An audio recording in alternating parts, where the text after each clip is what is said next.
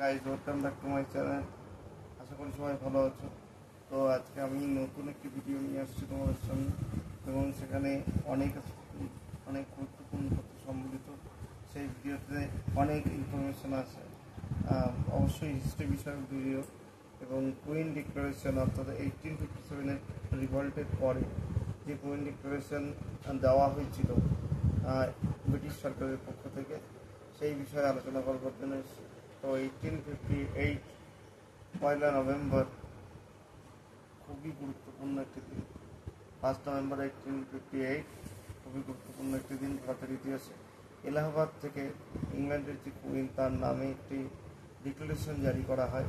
সেই ডিক্লারেশনটাকে বলা হয় মহারানীর ঘোষণাপত্র, যেটা ক্লাস 10-এর 4th অধ্যায়ের আলোচ্য বিষয়। এছাড়া অনেক চাকরির পরীক্ষা, ইউপিএসসি, ডাব্লিউবিসিএস সহ অনেক চাকরির পরীক্ষাতেই এই ইম্পর্ট্যান্ট টপিকটি থেকে কোশ্চেন করা হয়।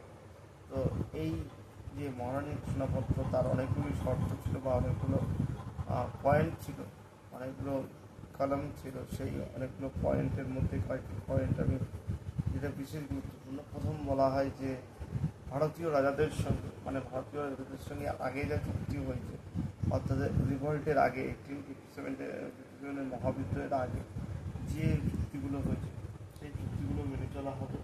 এবং মহারানীর ঘোষণাপত্রে আরেকটি বিষয় বলা হয়, সত্যবিলোপ নীতি বাতিল করা হয়। অর্থাৎ লর্ড ডালহৌসি, আমরা জানি লর্ড ডালহৌসি 1856-এ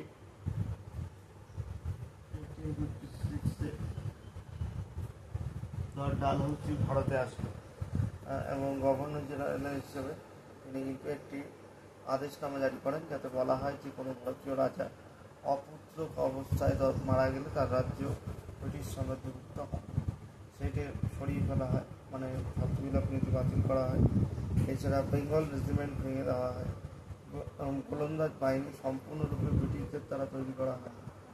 এছাড়াও সবচেয়ে গুরুত্বপূর্ণ যে ঘোষণাটি করা হয়, যে জাতি, ধর্ম, বর্ণ নির্বিশেষে সমস্ত ভারতীয়কে কী করা হয়, সমস্ত ভারতীয়কে সমান অধিকার দেওয়া হয়। আইনের চোখে সমান অধিকার দেওয়া হয়, তাদের চাকরির ক্ষেত্রে সমান অধিকার দেওয়া হয়। শুধু তাই নয়, মানে গভর্নর জেনারেল যে পদটি ছিল, সেই গভর্নর জেনারেল পদটিও কিন্তু সম্পূর্ণরূপে বাতিল করে ভাইসরয় নামে নতুন একটি পদের সূচনা করা হয়। আগে যে গভর্নর জেনারেল ছিলেন লর্ড ক্যানিং, ওনাকে সরিয়ে দিয়ে তাকে বসানো হয়, ওনাকেই আবার সেই পদে বসানো হয়। মানে গভর্নর জেনারেলকে ভাইসরয় পদে উন্নীত করা হয়। ভাইসরয় কথার অর্থ রাজ প্রতিনিধি। এছাড়া সেক্রেটারি স্টেট ফর ইন্ডিয়া বা ভারত সচিব নামে একটি পদ সৃষ্টি করা হয়, যার কাজ ছিল ইংল্যান্ডের কর্তৃপক্ষের সঙ্গে যোগাযোগ রেখে ভারত শাসন পরিচালনা করা।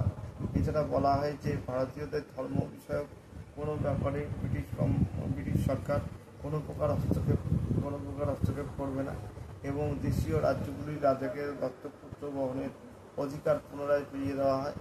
এই ছিল মহারানী ঘোষণাপত্রের কয়েকটি গুরুত্বপূর্ণ পয়েন্ট।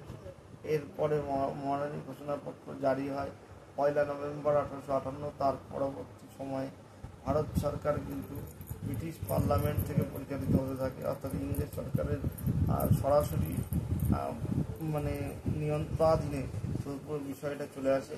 ইংরেজ সরকার কন্ট্রোল নিয়ে নেয়। এই মহারানী ঘোষণাপত্রের গুরুত্ব ছিল এই, যে ইংরেজ সরকারের একটি বাণিজ্য কোম্পানির হাত থেকে, অর্থাৎ ইস্ট ইন্ডিয়া কোম্পানির হাত থেকে সরাসরি ইংরেজ সরকারের শাসনাধীন হয়, এবং মহারানী ঘোষণাপত্র দ্বারা সম্পূর্ণরূপে ইস্ট ইন্ডিয়া কোম্পানির কর্তৃত্ব শেষ হয়ে যায়। এছাড়া মহারানী ঘোষণাপত্রের দ্বারা ভারতীয় জনগণের প্রতি প্রথম ব্রিটিশ রাজের পক্ষ থেকে উদার দৃষ্টিভঙ্গি রাখা হয়। এছাড়া ভারতীয় জনগণের ধর্ম সংস্কৃতি সম্বন্ধে গুরুত্ব দিতে ব্রিটিশ সরকার শুরু করে। যদিও অধ্যাপক বিপানচন্দ্রের মতো ঐতিহাসিকরা একে রাজনৈতিক ধাপ্পাবাজি বলেছেন, এটা রাজনৈতিক ধাপ্পাবাজি ব্যতীত আর কোনো কিছুই তারা এটাকে মনে করেননি, কারণ তাদের এই মহারানী ঘোষণাপত্র তাদের মতে বাস্তবে কোনোদিন কার্যকরী হয়নি। কারণ ব্রিটিশ সরকার যতই বলুক যে সমান অধিকার দেওয়া হয়েছে চাকরি অন্যান্য ক্ষেত্রে, কিন্তু নেটিভদের ব্রিটিশ সরকার কখনোই সমান অধিকার দেয়নি, এবং ভারতীয় রাজাদের সঙ্গে সম্মিলিত সব চুক্তি মেনে চলা হয়নি। এছাড়া ব্রিটিশ সরকার মাঝে মধ্যে কিন্তু ভারতীয়দের ধর্মীয় ব্যাপারে এরপরেও নাক গলিয়েছে।